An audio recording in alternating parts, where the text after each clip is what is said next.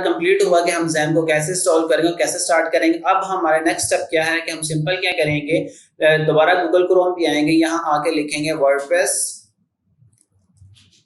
Download.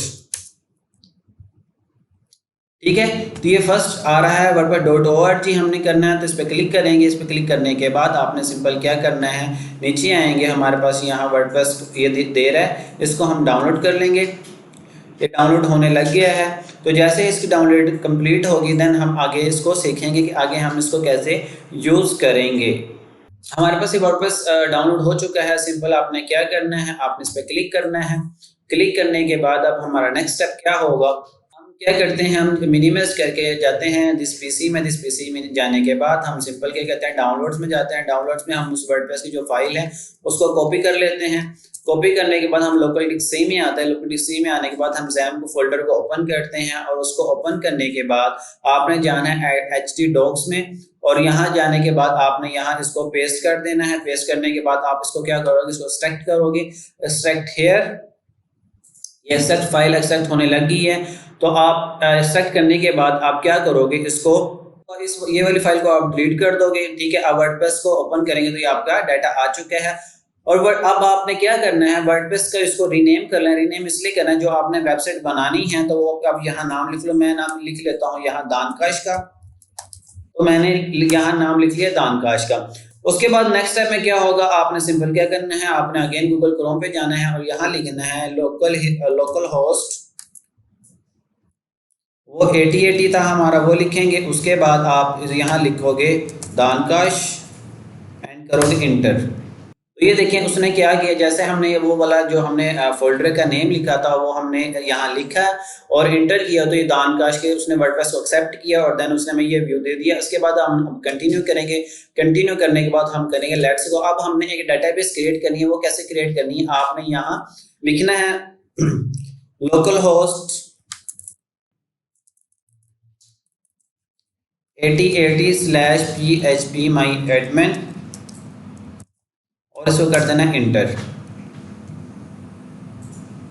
जैसे हमने inter किया उसने हमें डाटाबेस दे दी है। अब आपने सिंपल क्या करना है, उसी नेम की आपने एक डाटाबेस क्रिएट करनी, न्यू पे क्लिक करना है। इधर मैं लिखूंगा दानकाश। दानकाश लिखने के बाद आप क्रिएट क्लिक करोगे तो आपको वो डाटाबेस उसने क्रिएट कर दिया। आपने अब सिंपल क्या करना है, यहाँ आप वो दानकाश डाटाबेस का नेम लिखोगे और यूज़र नेम लिखोगे रूट, जो बाय डिफ़ॉल्ट इसका यूज़र नेम है, और पासवर्ड इसका कोई भी नहीं है तो इसको रिमूव कर दोगे, देन कर दोगे सबमिट और आप करोगे रन द इंस्टॉलेशन।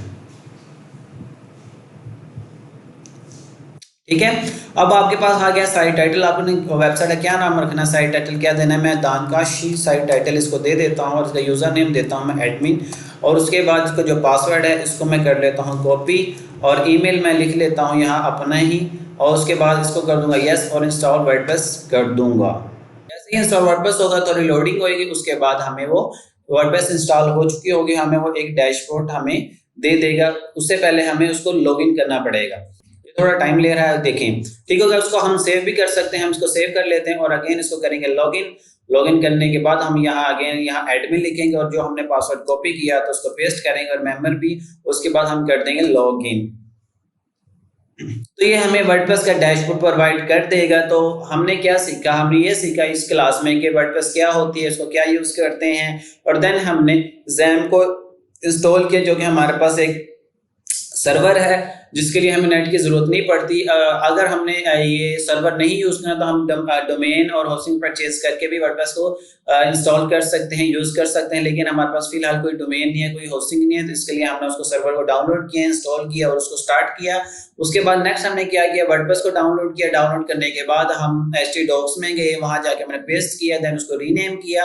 रीनेम करने के बाद हमने सिंपल किया कि हम आए गूगल क्रोम पे, वहाँ आके हमने लोकल होस्ट 8080/दानकाश लिखा और एंटर किया, तो हमें उसने ऑप्शन दिया इंग्लिश लैंग्वेज रखनी है, कौन सी लैंग्वेज रखी, जब उसको हमने इंग्लिश लैंग्वेज दी, नेक्स्ट किया। उसके बाद हमने क्या किया कि हमने डाटाबेस एक क्रिएट की, जिसके लिए हमने लिखा यहाँ लोकल होस्ट 8080 my admin, उसको क्लिक किया और हमने दानकाश के नेम से एक डाटाबेस क्रिएट की। उसके बाद हमने उसको आगे साइट टाइटल दिया और इसी तरह हमने सारा ये प्रोसेस किया और उसने हमें क्या एक वर्डप्रेस का डैशबोर्ड प्रोवाइड कर दिया है। आप इसको यूज कर दो, हम अपनी वेबसाइट को आगे डेवलप कर सकते हैं। daankash.com 0304 1115786